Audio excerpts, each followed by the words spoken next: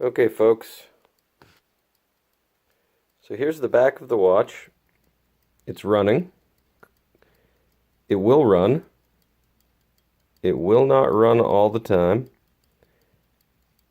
All the pieces obviously are there to make it run. I think it just needs servicing.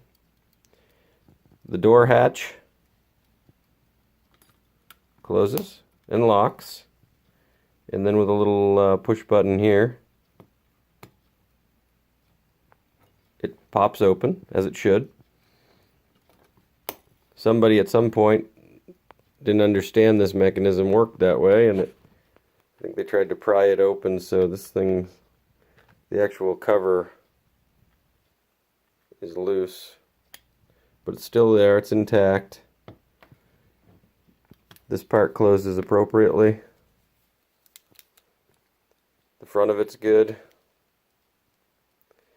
The little dings that you see are on the glass.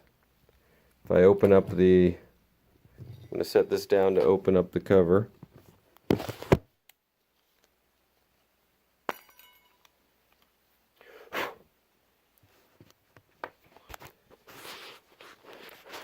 The dial's in really nice condition.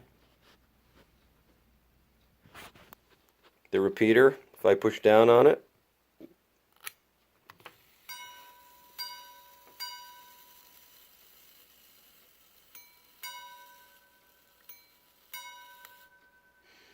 so there we have it. It's 3, and it chimes 3 chimes, bells that is. Then there's a pause, and then it does 2 more because it's at the half. If it was on the quarter, it would chime 1. If it was on past 3/4, it would chime 3.